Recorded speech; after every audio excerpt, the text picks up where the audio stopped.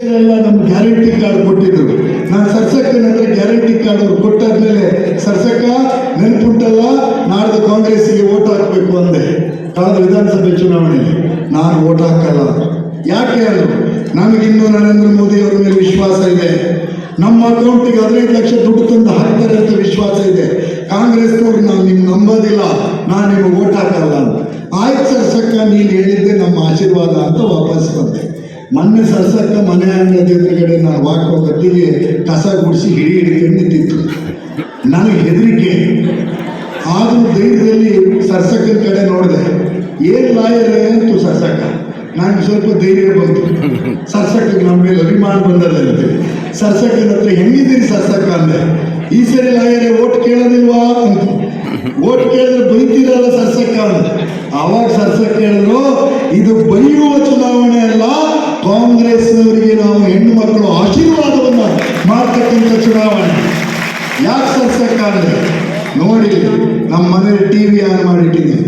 ನನ್ನ ಯಜಮಾನರು ಹುಷಾರಿಲ್ಲ, ಮಂಚದಲ್ಲಿ ಮಲಗಿ ಟಿವಿ ಸೀರಿಯಲ್ ನೋಡ್ತಾರೆ.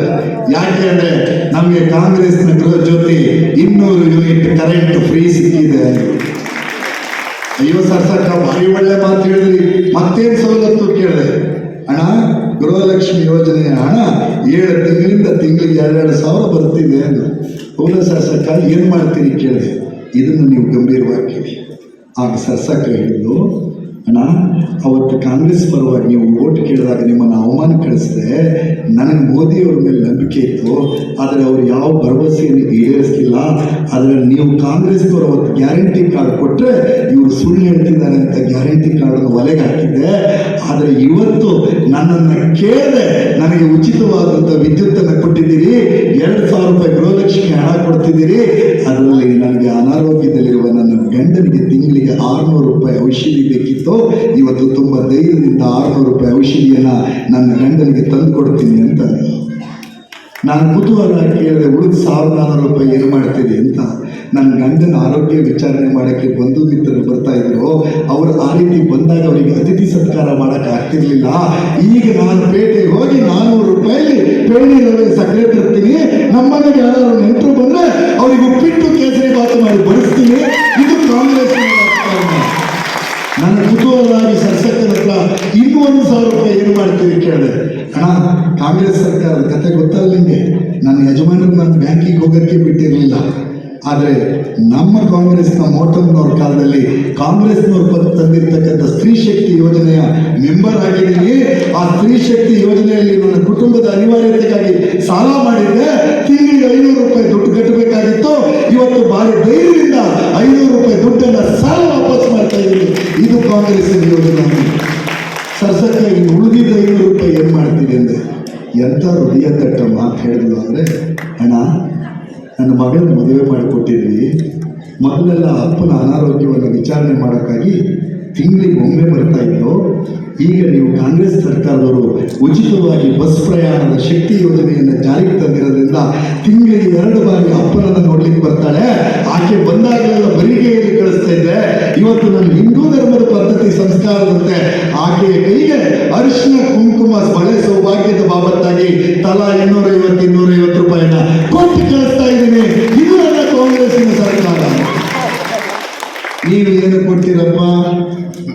ರಾಜ್ಯಕ್ಕೆ ಚೊಂಬು, ಜನಕ್ಕೆ ಚೊಂಬು. ನಮ್ಮ ಬಾವುಟ ನೋಡಿ ಬಣ್ಣ, ಅರ್ಧ kg ಬಣ್ಣ ತಗೊಳ್ಳೋದು, ಎಲ್ಲವಕ್ಕೂ ಹಣಿ ಹತ್ತಾ ಹೋಗೋದು.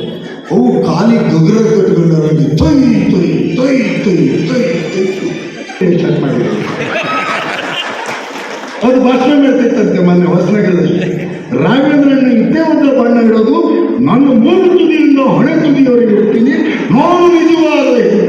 ಅಯ್ಯೋ, ನೀವು ಯಾರೂ ಸಹಿತ ನಿಜವಾದ ಹಿಂದೂ ಧರ್ಮದ ಪಾಲಕರಲ್ಲ. ಜಾತಿ ಜನಾಂಗದ ಭೇದಗಳನ್ನು ನೋಡಿದೆ, ಇವ ಯಾರವ ಅಂತ ಕೇಳಿದೆ. ಹಿಂದೂ ಮುಸ್ಲಿಂ ಕ್ರಿಶ್ಚಿಯನ್ ಎನ್ನುವ ಭೇದವನ್ನು ಎಣಿಸಿದೆ. ಇವ ಈಡಿಗ, ಇವ ಬಂಟ, ಇವ ಬ್ರಾಹ್ಮಣ, ಇವ ಬಿಲ್ಲವ, ಇವ ಮಡಿವಾಳ, ಇವ ಕುಲಾಲ ಎನ್ನುವ ಜಾತಿ ಭೇದವನ್ನು ಎಣಿಸಿದೆ.